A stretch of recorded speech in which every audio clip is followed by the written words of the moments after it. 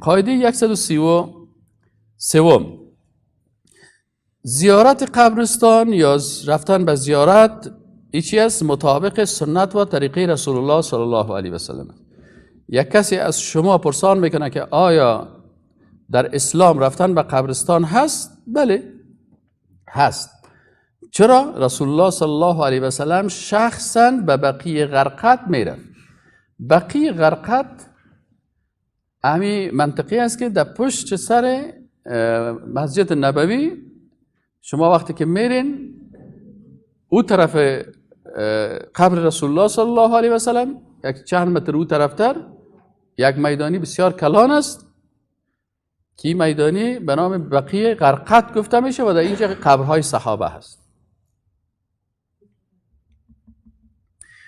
در اینجا قبرهای اصحاب رسول الله صلی الله علیه و سلم است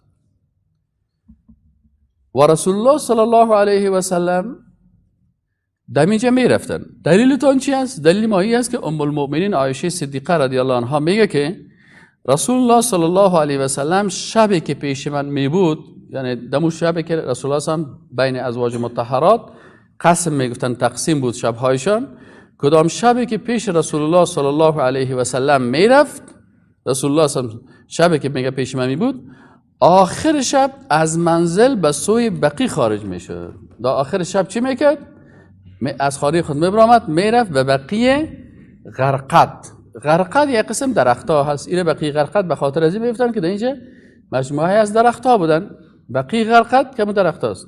آل مردم را جنت البقیع میگن. این کلمه جنت البقیع اصطلاح اسلامی نیست، چون در او قبرستان بسیار کسای دیگر هم آوردن دفن کردن. حالا وقتی که ما یک منطقه را بگیم که جنت است، معنیش این است که اگر یهود هم اینجا دفن شد دیگه رفت جنت. نه، جنت البقیع غلط است. در بین عوام الناس به نام جنت البقیع شهرت دارن. اصلش بقیع غرقد است. و ام المؤمنین عایشه صدیقه رضی الله عنها میگه که رسول الله صلی الله علیه و سلم شبی که پیش من بود آخر شب از منزل به سوی بقیع خارج میشد و میفرمود همین دعا را میخوان. وقتی که اول میرفت رسول الله صلی الله علیه و چی است؟ چی میگه دیگه؟ میگفت السلام علیکم دار قوم مؤمنین. این طریقه مسنونی است که وقتی یک نفر در قبرستان میره برای اهل قبور چی میگه؟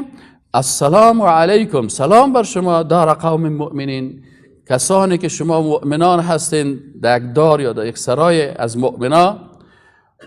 و آتاکم ما توعدون، و الله بر شما چیزی که وعده کرده بود داد.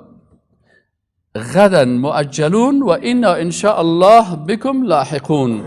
اللهم اغفر لاهل بقیع الغرقد. اینه رسول الله صلی الله علیه و سلم برشان میگفت که ان شاء الله چی است؟ ما هم به شما ملحق میشیم، ما هم پیش شما مییم. اللهم دست خدا بالا نمیکرد، نگفته که دست خدا بالا میکرد یا چیز دیگه میکرد یا سوره آیت الکرسی را میخوان، آیت الکرسی را میخوان یا سوره اخلاص را میخوان. نگفته. رسول الله صلی الله علیه و سلام داده و بعضی گفته که الله مغفر لاهل بقیع الغرقد، پروردگار امی اهل بقیع غرقد مغفرت کو. رواه مسلم. این حدیث است، صحیح مسلم است. رسول الله صلی الله علیه و سلم روش رفتن به قبرستان هم یاد میداد، به خاطر از اینکه چون رفتن به قبرستان یکی از اعمال اسلامی هست، مسلمان ها همونجا میرن، پس روش و طریقش رسول الله صلی الله علیه و سلم بر از اینا تعلیم داده. امام مسلم از بریده رضی الله تعالی عنه روایت میکند که رسول الله صلی الله علیه و سلم آنها را تعلیم داد که چون به مقبره بروند بگویند. یعنی وقتی شما به قبرستان رفتین رسول الله صلی الله علیه و تعلیم داد که شما بگوین السلام علیکم اهل الدیار من المؤمنین والمسلمین.